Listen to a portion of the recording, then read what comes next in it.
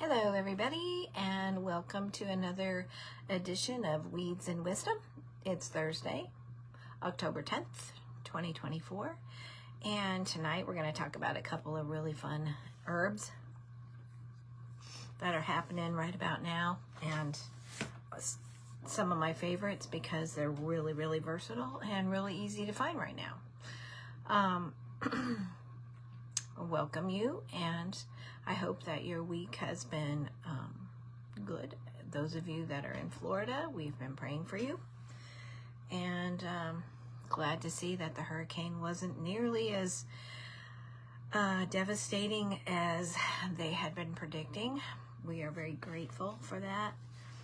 I hope that everyone is safe. I hope that it won't take too long to get your lives back in order. Those of us that were fortunate enough to not experience that, I hope that you are sending prayers their way, and if you have the opportunity to collect goods or send money or connect with reliable sources to send aid to those people, I pray that you do that. My cat is in here tonight, so if you see me do some weird body things, it's because I have to get her off something. She's wanting a little me time. Come on, get down, babe. Okay, before we get started, I just want to remind everybody that if you have any questions about any of our previous lives, you can always locate them on Crooked House Herbal's YouTube channel. The weekly lives will be on Facebook for a month at a time. I did have an interesting, weird little hack thing happen, but I sent it to my IT guy, and he said, nah, it's fake. So I'm not worried about it, but it was weird. And I guess some other people texted me and told me they've experienced similar things. So we're going to just move on. All right. All right. Tonight, the first herb that I want to talk to you about is goldenrod. And if you live down in central Arkansas especially, you should be seeing that everywhere right now. I had tons of it on my property down there, and every year I would have people go, oh, the goldenrod, it's giving me such allergies, it's just, you know, and I was like, no, it's not.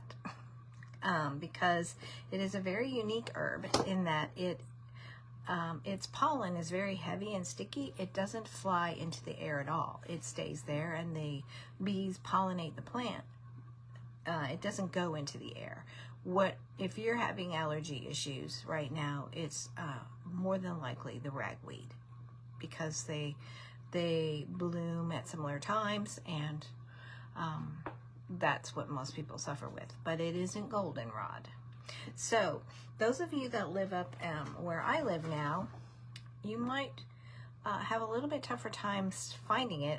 I actually planted some on my property a couple years ago, and I was outside watering the other day, and I looked across the pasture, and it's there.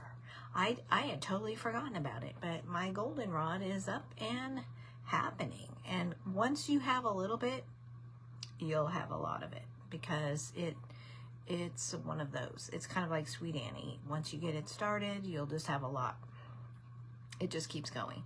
So I was really happy to see it, and I was like, that's what I want to talk about this week, because it is an incredible herb, and it's been around for a long time, and it's got many uses. And you know me, I'm always up for the most bang for your buck when it comes to herbs. I like to know about a few that do a lot. When I was going through my training as an herbalist, I had to know a lot about a lot. In fact, I went through a really rigorous testing week in Utah when I went out there to test for my master's, and oh boy, you know, there's just a lot to remember. And what I decided after I finished that was there was 100 herbs that were laid out in a room, and we had to identify them 3 ways. We had to know the Latin names, we had to know the common names, and we had to know what they were good for. Now, it doesn't seem like a lot until you start, 100. There was 100. And it was a, it was a make or break grade thing. This was something, and they had them out. 1 second, please. All right, come on, you gotta go out. Out. Come on, you have to go. Okay, sorry about that.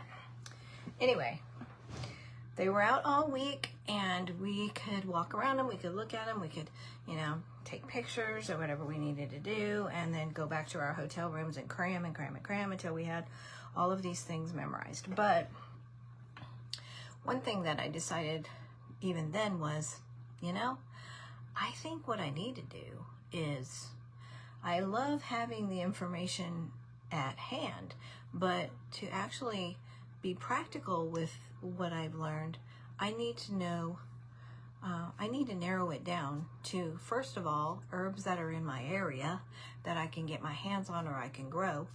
And second of all, like plantain, herbs that do many, many things, that don't have just one focus. Some of them you need to know because they do certain things. They cross the blood-brain barrier, or they do other things, they're nervines or whatever. But it's good to know your local herbs that will do numerous things for you, so that if you can't get your hands on some of these other ones, oh, well, you know what, that's okay, because this herb will take care of that. You might have to beef up the strength or cut the strength if it's too strong or whatever, but you have options. So that was one thing that I decided a long time ago I was going to do for myself, because I don't want to always have to be whipping out a book, and sometimes I don't remember everything. There's good apps for your phone, and there's other ways to help, but I like to just remember things, and that was a lot of stuff to remember. So anyway, goldenrod is one of those more bang for your buck herbs. All right. Now, I wish that I didn't have to do this on my phone so that I could pull stuff up on the computer and show you things, but I'm sure most of you have seen pictures of goldenrod. It's tall, it's real tall, and it's got pretty golden flowers on it. It's kind of stalky and looks, like a big tall weed, pretty weed, but grows in fields and fence lines and along the roadsides. But it is an amazing herb in that you can cover a lot of bases with it. It's one of my favorite herbs to use in the fall, because you can mix some clove and maybe a little cinnamon and elderberries or different things like that with it, and you've got a really yummy tasting tea, but it's also really good immune boosting. So, okay, so the insects pollinate it, and it doesn't fly out in the wind, so it's not giving you allergies. So get that out of your mind, okay? Goldenrod does not give you allergies. More than likely, it's ragweed. The properties of goldenrod do these things. They're antifungal, they're diuretic, they're diaphoretic. Do you remember what that one means? That means it makes you sweat, which is good. You need that. So does cinnamon and ginger. I got weird hair today, sorry. Anyway, there are times when you need a diaphoretic herb. And then it also is anti-inflammatory. It is an expectorant. It's astringent. That means it dries things up. So it's good for like mucus, that kind of stuff. It's antiseptic. So it's going to clean and clear, bacteria and germs. And it's carminative. So its strong suits are kidneys, urinary tracts, skin, allergies, cardiovascular things and respiratory things. Those are its strengths. Also, a little side note, it's also really good for flatulence. That's that fun $20 word. And, you know, if you have that issue, drink goldenrod tea, because it really does help eliminate that problem. You use the aerial part of the plant. It's not one that you have to do roots. So that's nice, because you don't have to chop the plants up or dig them up. You just use the aerial part. And it also means that it's not going to be as strong or bitter tasting, because the root teas are the ones that are pretty bitter. When they have roots in them, you can probably plan on putting honey in there, okay? Speaking of which, I'm having eyebright tea tonight. Okay, what else can I tell you? They bloom, it blooms in the early fall or late summer, depending on where you live. And that's what made me think about it, because I saw, well, oops, my little thing's coming down. I saw mine blooming the other day, and I got really excited. Sorry, I'm messing with my phone. Okay, that should be okay. Okay, so let's get to some of the medicinal properties and what you can use it for. It's a top remedy, believe it or not, for seasonal allergies. So it is not giving you allergies, but it's one that you can treat allergies with. And you know, the nice thing about goldenrod is if you've just got a few plants growing, you can harvest in the late summer, early fall. You want to do it before it's totally bloomed out. You know, just when the flowers are starting to come out and it's pretty yellow, but it's not like, you know, ready to die. And when you dry that stuff, you'll have a good year's supply. Easy, from like 3 or 4 plants. It dries really well, it holds its shape, and it's just really easy to work with. I love it. Okay, let's see, what else can I tell you about it?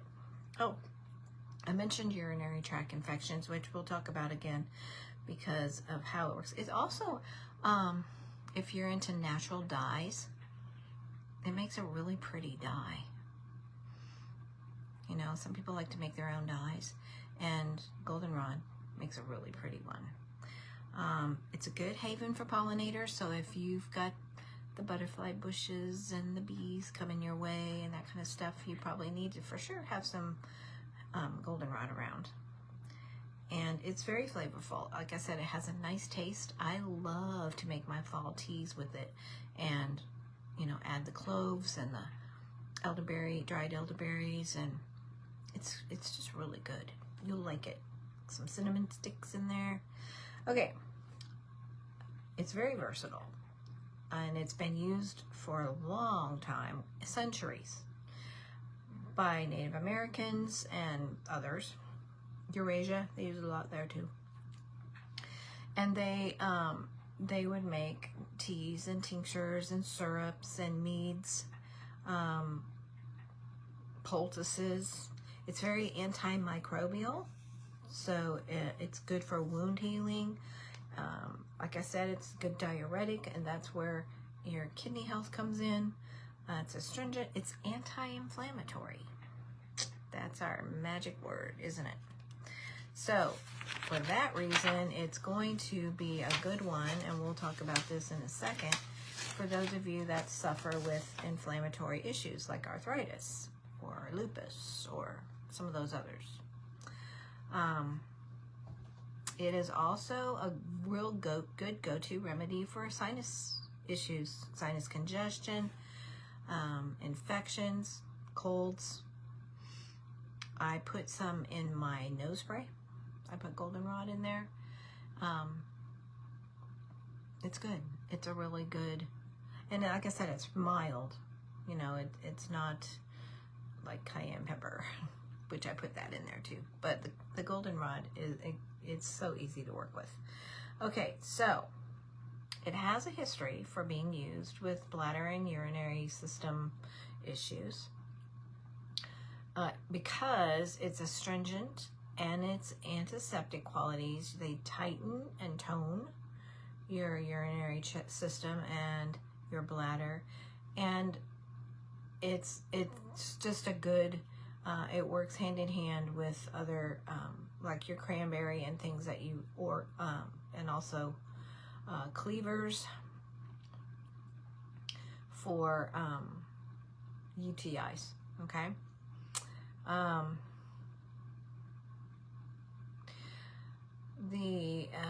There are several organizations, scientific organizations, that have officially approved goldenrod for urinary and bladder inflammation. It's kidney atropho-restorative. How do you like those words? So it both nourishes and restores balance to the kidneys. Some of you need to hear this, all right?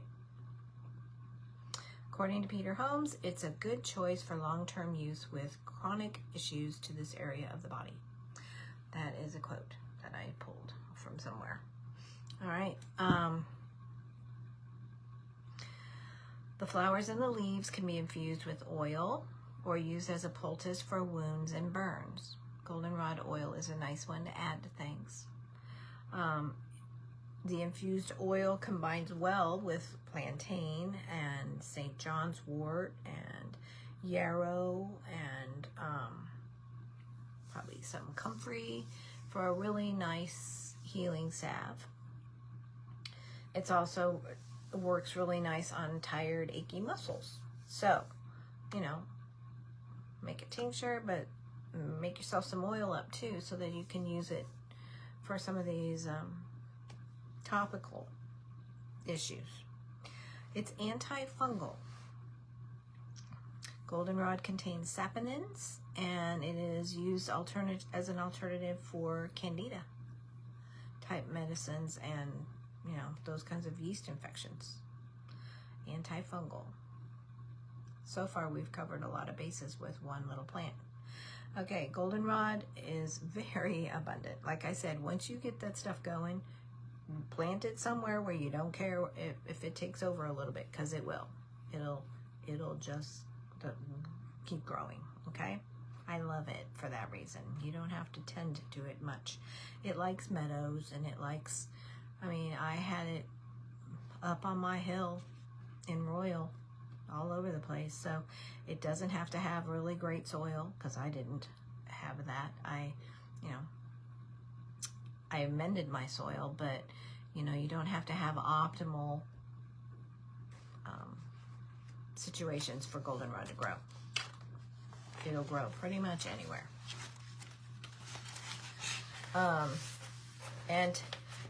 You know, unlike like golden seal and some of these others, goldenrod's pretty much under harvested, so you don't have to worry about that. Just have at it. I used to harvest it every year, and finally I had to stop because it was like, I have jars and jars of goldenrod. I can't even use it as fast enough. So like I said, 3 or 4 plants and you'll have a good year's worth of supply just from that. And it comes back, you know, it'll take the winter and come back. So it's a fun one. Okay, let's see what else. Okay, it is a premier decongestant. It is really, really good in upper respiratory situations. So,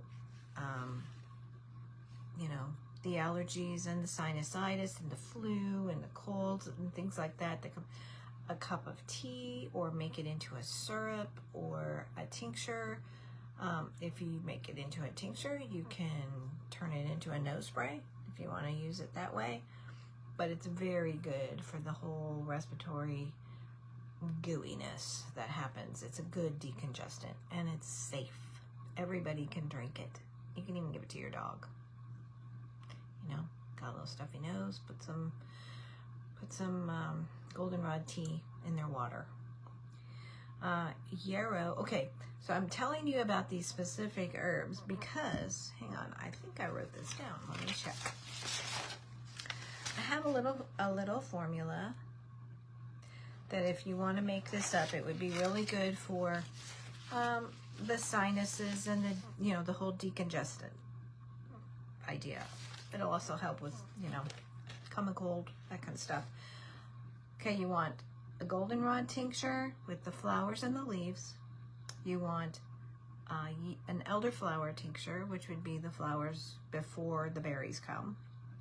A yarrow tincture, which would also be the flowers, and stinging nettle, the leaves of stinging nettle, which I talked to you about stinging nettle a few weeks ago, and make sure you wear gloves when you do that one. Once you dry it, it doesn't sting you anymore. You just have to get it into the dryer.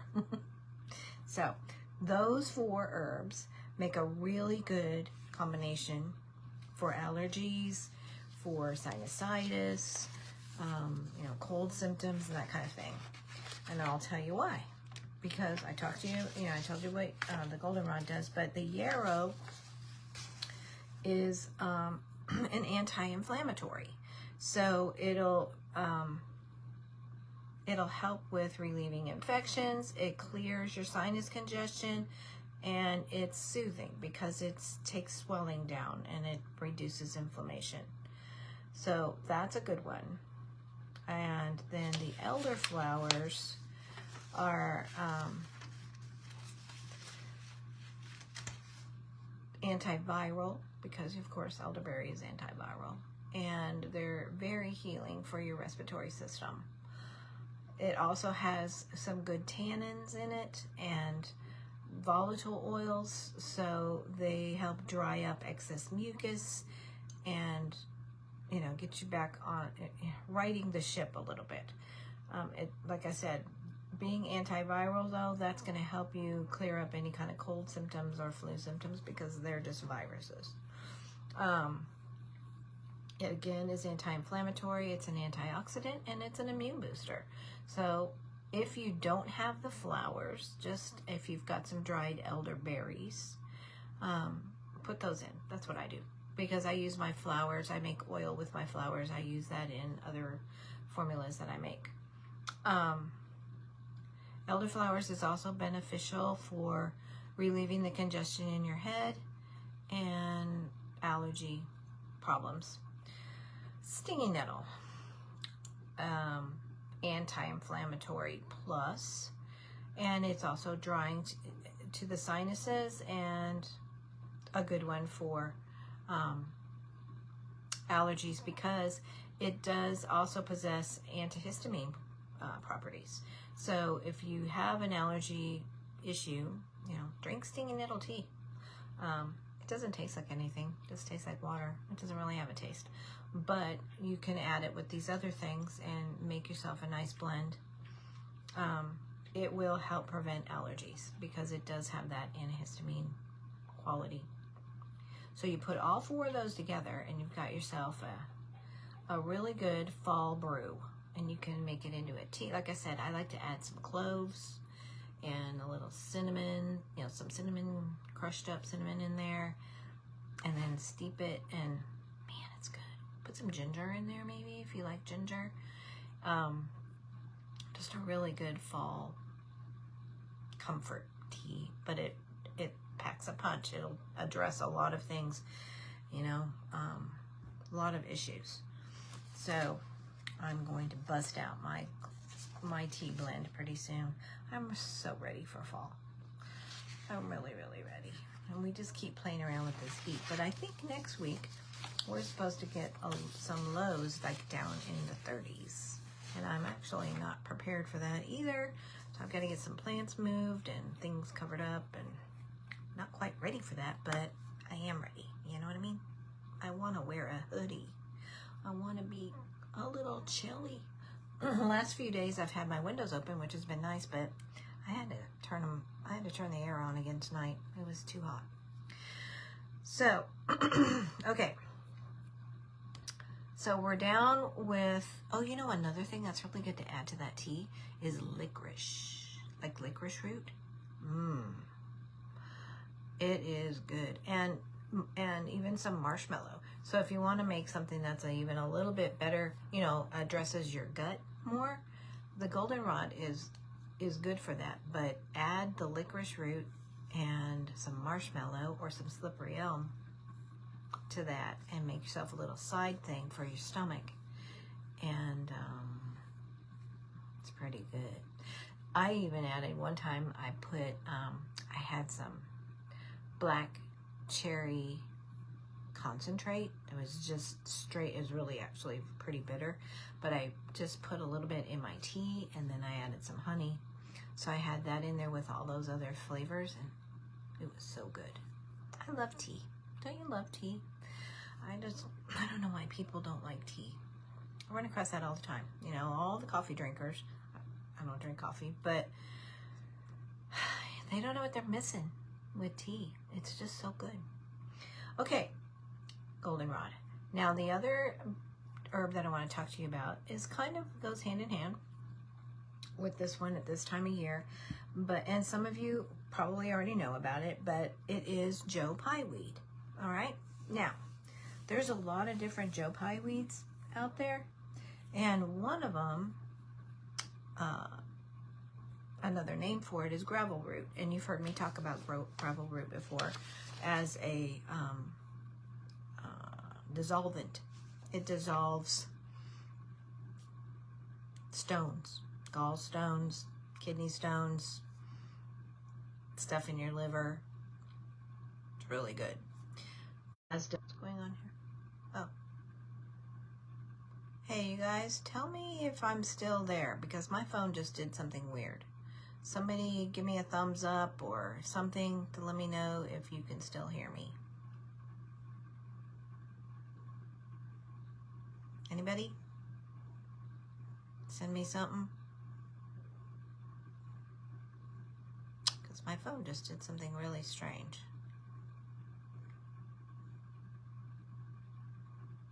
Hopefully I'm still here. Okay, good. All right. Okay, but anyway, the Joe Pye weed, like I said, the one that I always refer to is, you know, like gravel root, and that's a good one. But there's actually a bunch of them, and depending on where you live in the country, you're going to have, you know, you're going to have ones that do different things, but they're all basically the same. They just have maybe different names. But there's like 40 different species of Joe Pye weed. It's a perennial, so it'll come back. It's got a history. If you guys ever want a little interesting reading, oh good. Thank you for telling me you see me. Because I love reading the history of herbs and how they get their names. So that's an interesting one. I won't take the time to tell you about it tonight, but if you want a little fun, you know, look that up sometime. Okay, they're tall, erect, kind of like the goldenrod. Their leaves are arranged in whorls on the stem. The flower heads are pretty large. They are heads. They're not like the goldenrod that grows up the stem. They have heads. And they're sort of domed or flat topped. Purple, pink, different colors. Their leaf shapes will vary depending on the species, so that you would just have to get to know which ones in your area you have. They bloom from July to like September, and they kind of blend in with other stuff. So you have to get to know your Joe Pye. And I would probably recommend, unless you know for sure that that's out there, maybe just plant some and notice where you plant it. A lot of people plant it in their landscape because it's very pretty, and it does attract the wildlife, you know, the bees and the other things.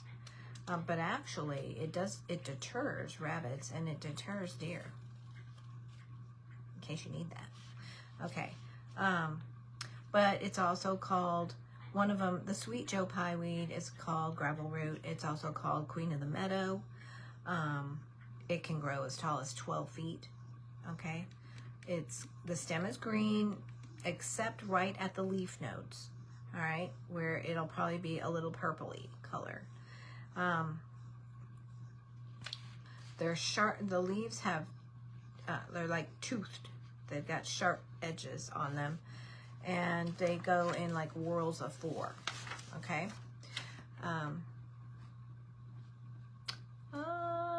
Maybe. I don't know. There's so many different varieties. It might be that. It might be. But I know like in the central part of the state of Arkansas, the gravel root looking kind is probably more prevalent. I don't know though. I had to really look. And I used to go out with a friend of mine, and she was the Joe Pye weed queen. And we'd be driving up and down the roads and stuff, and she'd say, "Oh, look, there's Joe Pye weed." And it was like, where? And I had to, because it looks a lot like, it blends in with other stuff, and it can look a lot like other, it can even look like a blueberry bush. You know, I mean, it does, until you look right at it, and you look at the leaves, and you know, you get the specifics.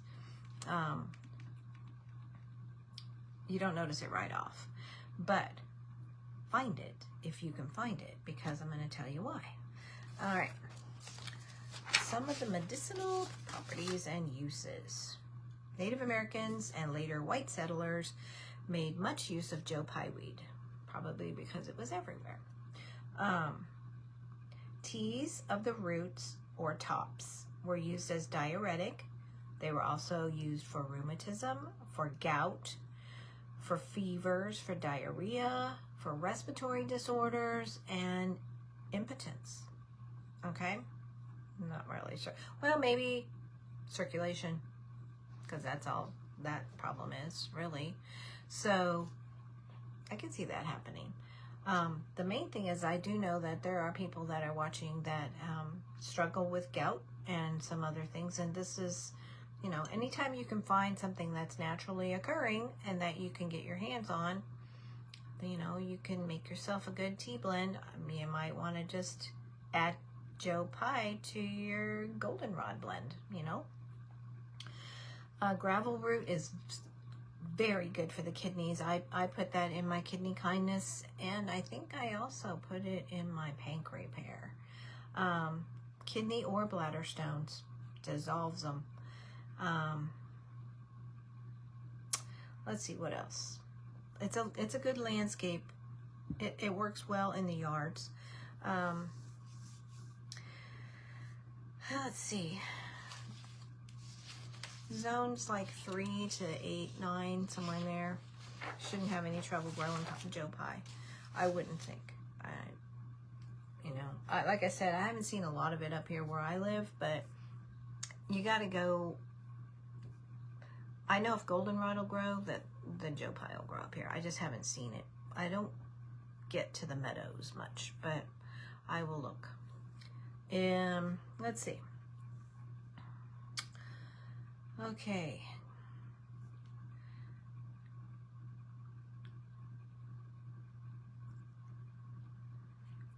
Okay. Diuretic properties. That's your big one. That helps with your kidneys and your bladder. Again, combined with the UTI benefits of goldenrod, you've got two really good urinary tract helpers. And I would always recommend adding cleavers to that as well. Cleavers is very good for those kinds of things. It cleans your lymphatic system out, and you know, I just feel like it really is a good one for when you have system infections, to always add some cleavers into your blend. Let's see.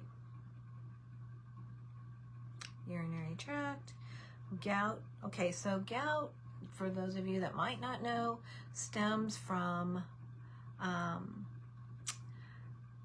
uric acid levels in your blood and your bloodstream. So uric acid is produced by eating red meat, eggs, mucus-forming foods. Red meat is one of the number one no-nos when you are susceptible to gout. But I have had clients where I have just, you know, we have just taken them off red meat and eggs, and most dairy, and started drinking distilled water, and used a gravel root blend and celery juice. And then like in a week, she was up walking, feeling no pain, feeling great. And I said, okay, so you know how to do this now. Hello, Rebecca. Now you just need to keep up with it. And that's, I think, what happens with a lot of people is they feel great for a while, and then they go back to eating just like they used to eat. And before you know it, they can't walk because their feet hurt, or they've got gout in their wherever. Okay, so that's something that you have to be responsible for on your end. If you know that that's something that you struggle with, don't eat the stuff that makes it worse. Save it for a special occasion or something like that, or just be prepared to hurt after you eat it, because some people build up more uric acid in their systems than others, and there's no way to there's no magic answer on that. You just need to stop eating the foods that create the uric acid problem and eat more of the foods that help eliminate it, which are things like fresh cherries, celery juice, parsley.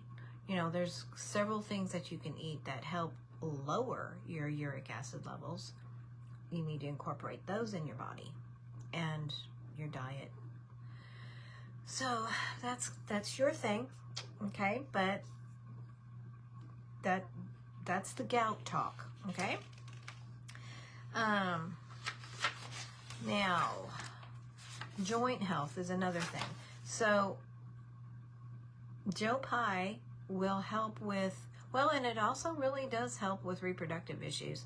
That, along with, the saw palmetto and some of the other herbs. You put Joe Pye weed in there, and it does help on it. So, I'm thinking that it's probably more assists with circulation to certain areas that need to be circulated, and it also will help regulate menstrual issues. So maybe there's some hormonal activity that happens with that. I don't know. I'll have to do a little more deep dive on Joe Pye in those areas if anybody's interested. But it does help. There's been reports and studies done that it is a good aid in those areas.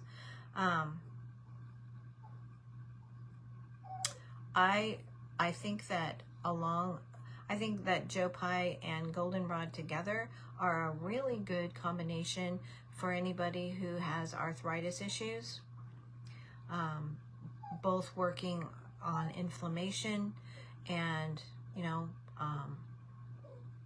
what happens with that, but also the fact that the gravel root is a dissolvent, and if you've got calcium buildup or some of those other things in your joints, which is a lot of times what arthritis is, that's why I tell you to drink distilled water, because it's hungry water, and it will come in and it will grab all of that stuff that's just lodged in places, usually your weak areas, and pull it out.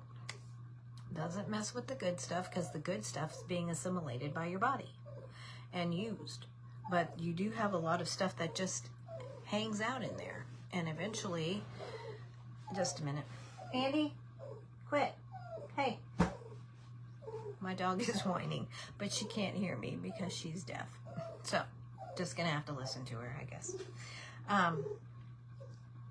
Anyway, distilled water is a good assist, and if you are struggling with deposits, if you've got like areas in your you got finger problems or shoulders or elbows or whatever,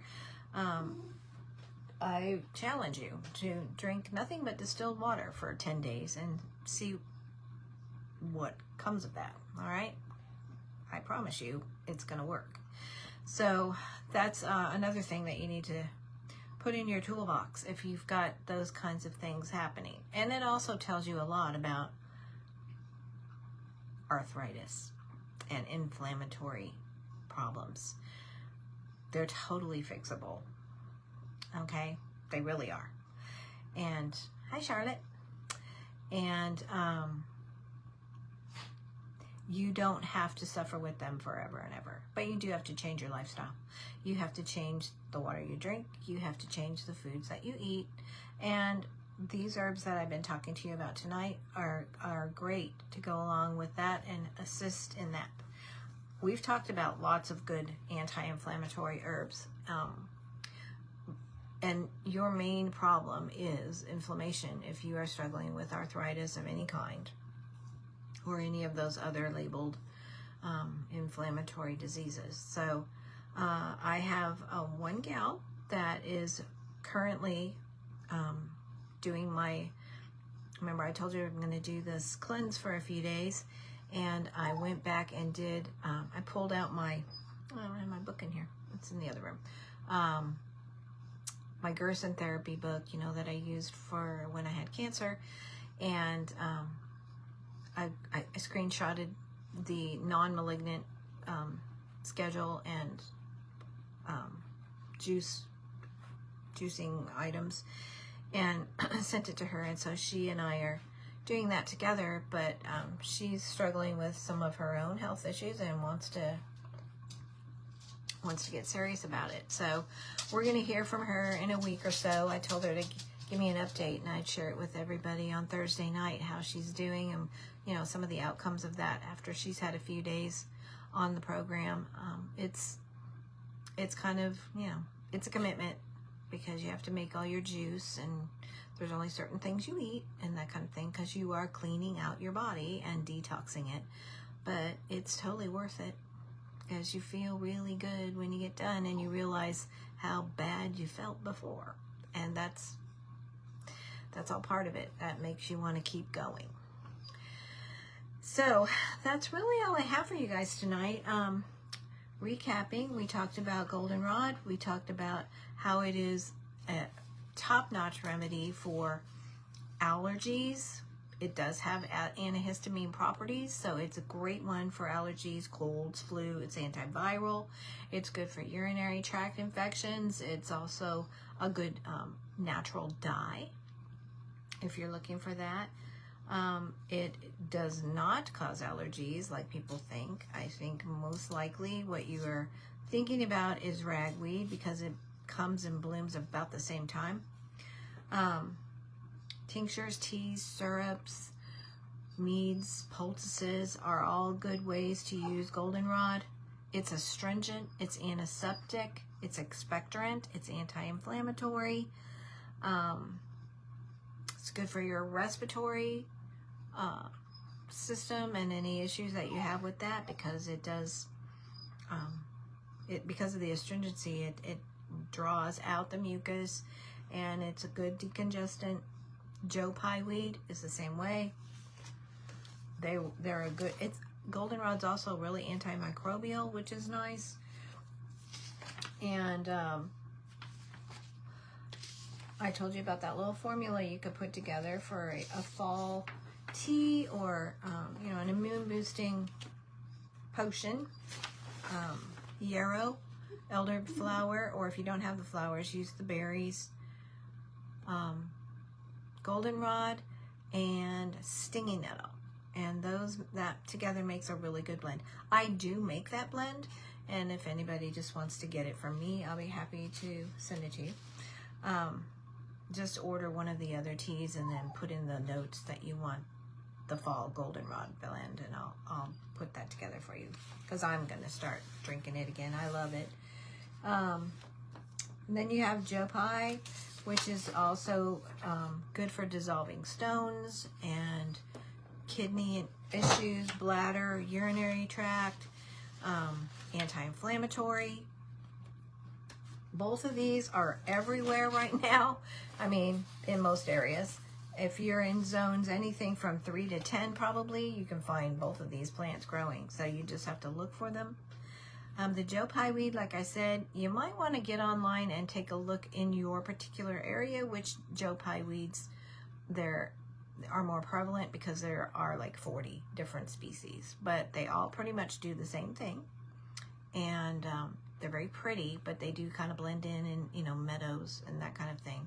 So Look it up and do your own research and find out what's growing in your hood, and get yourself some. Dry it and get yourself some goldenrod and dry it and make yourself some really beneficial fall blends, because it's free and it's there and it's really effective.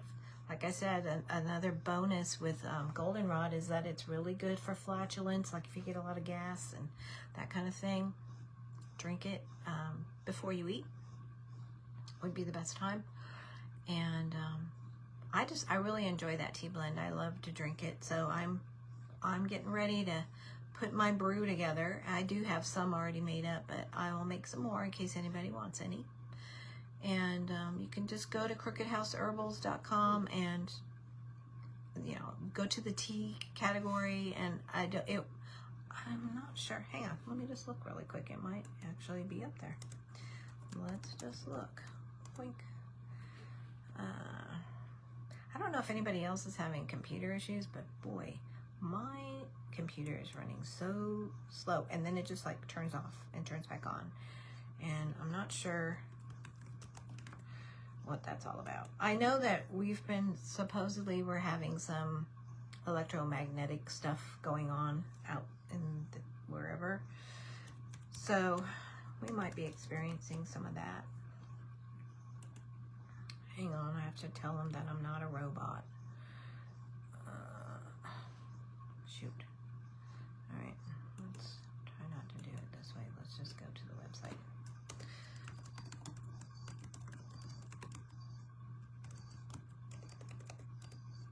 Sorry guys, I just thought I would look this up for you real quick, but it's only wanting to take me to my admin page, and I don't want that. I just want the regular one.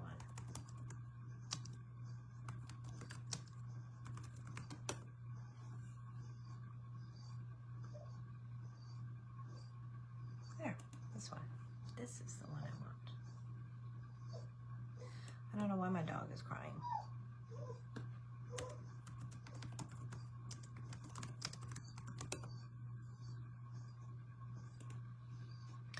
She's just whining. Maybe she has a tummy ache. I don't know. I gave her a different kind of food. Probably shouldn't do that, but okay. Let me just look this up really quickly for you and see if I have it already on here. And then you can know what to look. It's under teas. Healthy tea blends. And let's see what I have. Chickweed, children's, arthritis.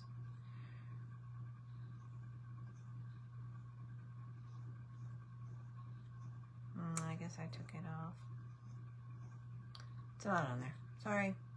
I did scale down my tea thing because I had so many. I do have goldenrod tea, but I have one that I make that's, we'll just call it the fall blend, okay? And it's got goldenrod and clove and cinnamon and elderberry and a little bit of ginger.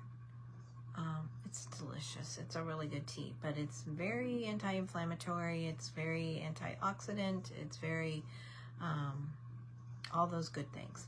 Astringent, and helps with your respiratory, helps with your tummy.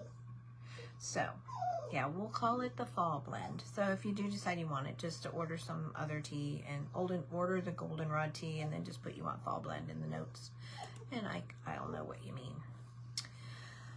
All right, guys. Well, it's been fun being with you again tonight, and I'm glad that I got to do it.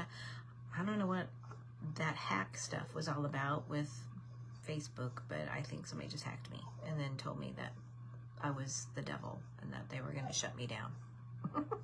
So I was like, what? So anyway, I try to be careful about what I say and not say anything that's going to get me put in Facebook jail, but you never know. What offends one week doesn't another, so we'll see. But I appreciate seeing everybody here, and I hope that this was good, fun information for you. And in preparation of fall, let's bring it in. I'm ready for fall, and good usable stuff. So as you're out and about, check out your neighborhood for goldenrod and Joe Pye, and make yourself some good stuff. All right. And I hope you guys have a blessed weekend, and I will see you next week. God bless.